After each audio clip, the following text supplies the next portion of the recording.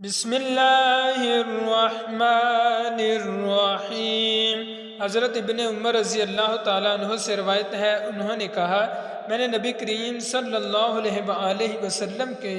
زمانے میں یہ خواب دیکھا جیسے میرے ہاتھ میں ایک گاڑے ریشمی کپڑے کا ٹکڑا ہے، میں جنت میں جہاں چاہتا ہوں وہ مجھ کو اڑا لے جاتا ہے، اور میں نے یہ بھی دیکھا جیسے دو فرشتے میرے پاس آئے اور مجھ کو دوزخ میں لے جانے لگے، پھر ایک فرشتہ ان کو ملا، وہ مجھ سے کہنے لگا ڈرو نہیں، اور ان فرشتوں سے کہا اس کو چھوڑ دو۔ میری بہن ام المومنین حضرت حفصہ رضی اللہ تعالی عنہا نے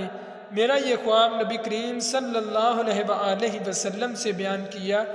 آپ صلی اللہ علیہ وآلہ وسلم نے فرمایا عبداللہ اچھا آدمی ہے،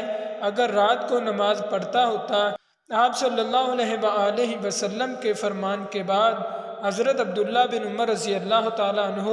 ہمیشہ رات کو نماز پڑھا کرتے، اور صحابہ کرام کا یہ حال تھا کہ وہ ہمیشہ نبی کریم صلی اللہ علیہ وآلہ وسلم سے اپنے اپنے خواب بیان کرتے کہ شب قدر رمضان کی 27ویں رات میں ہے۔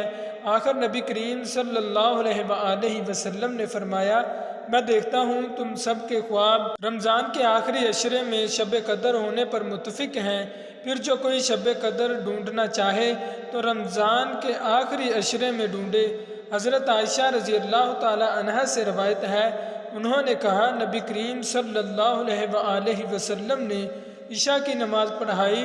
اور تہجد کی 8 رکعتیں پڑھیں، اور 2 رکعتیں بیٹھ کر اور 2 رکعتیں صبح کی